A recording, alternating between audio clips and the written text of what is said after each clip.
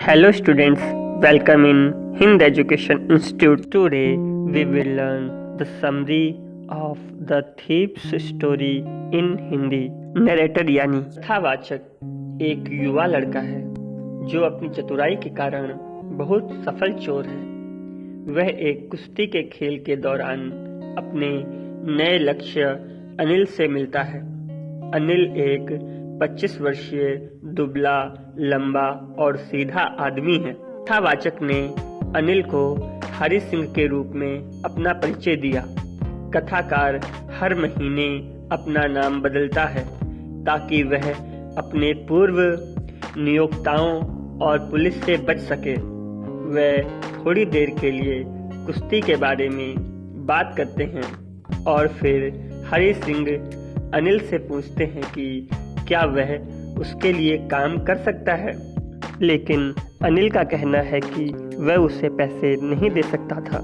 फिर हरि सिंह को खुद पर संदेह होने लगा कि मैंने कहीं गलत आदमी को तो नहीं चुन लिया है। अब हरि सिंह अनिल के पास जाता है और उससे कहता है कि अगर वह उसे सिर्फ खाना खिला सकता है तो बदले में वह अनिल के लिए खाना बना सकता है।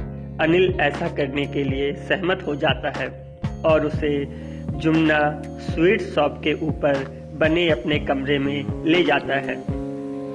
जो खाना हरि सिंह उस रात बनाता है वह इतना खराब और बेस्वाद होता है कि उसे अनिल आवारा कुत्ते को दे देता है। अब अनिल उसे वापस जाने के लिए कहता है, लेकिन हरि सिंह सिर्फ मुस्कुराता रहता है। इससे अनिल का दिल पिघल जाता है, इसलिए वह हरि को खाना बनाना सिखाने का फैसला करता है।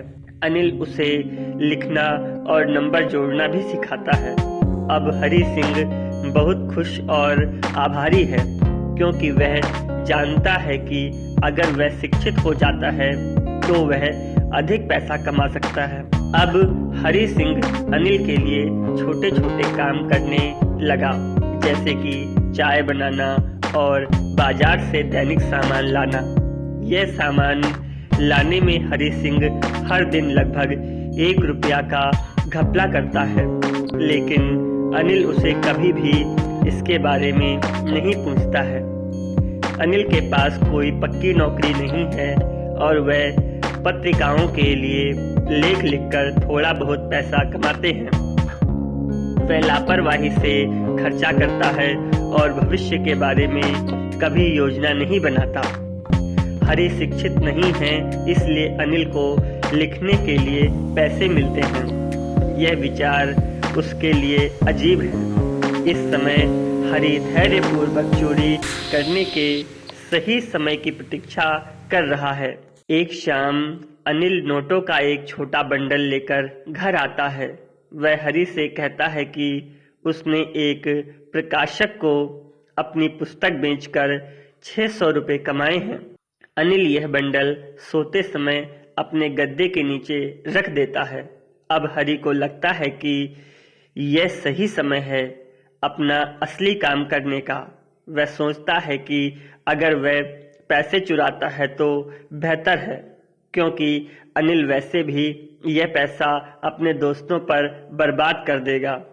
हरि का मानना है कि एक लापरवाह आदमी को लूटने में कोई आनंद नहीं है, क्योंकि कभी कभी वह यह भी नहीं देखता कि उसे लूट लिया गया है। रात के समय हरि अनिल के कमरे में जाता है और धीरे धीरे गद्दे के नीचे रखे पैसों को निकालता है। उस पैसे से हरि 1-2 हफ्ते अमीर आदमी की तरह रह सकता था। अब हरि 10:30 बजे लखनऊ एक्सप्रेस पकड़ने के लिए रेलवे स्टेशन पहुंचता है, लेकिन किसी अज्ञात कारण से वह ट्रेन में नहीं चढ़ सका। उसका विवेक उसे ऐसा करने की अनुमति नहीं देता। वह अनिल जैसे व्यक्ति को धोखा देने और उसके विश्वास को नष्ट करने के लिए अपने आप को दोषी महसूस करना शुरू कर देता है। अब ट्रेन चली जाती है और हरि वहीं अकेला रह जाता है। उसके पास कोई दोस्त नहीं है, इसलिए वह वापस अनिल के पास जाने का फैसला करता है। अपने रास्ते पर वापस वह सोचता है कि कैसे अलग अलग लोग लूटने के बाद प्रतिक्रिया करते हैं। लालची आदमी डर दिखाता है, अमीर आदमी क्रोध दिखाता है और गरीब आदमी स्वीकृति दिखाता है। वह मैदान में एक बेंच पर बैठता है और फिर जोरदार बारिश होने लगती है। हरी और सारे नोट भीग जाते हैं। हरी अनिल के स्वभाव के बारे में सोचते हैं कि कैसे उसने हरी के साथ प्यार और सम्मान के साथ व्यवहार किया है। जब हरी वापस पहुंचता है तो वह नोटों को ध्यान से बिस्तर के नीचे सरका देता है। अगले दिन हरी के उठने से पहले ही अनिल चाय बना चुका था। अनिल हरी को 50 रुपए का नोट देता है जो अभी भी गीला था। अब हरी को लगता है कि वह पकड़ा गया है, लेकिन अनिल उससे कुछ भी नहीं कहता।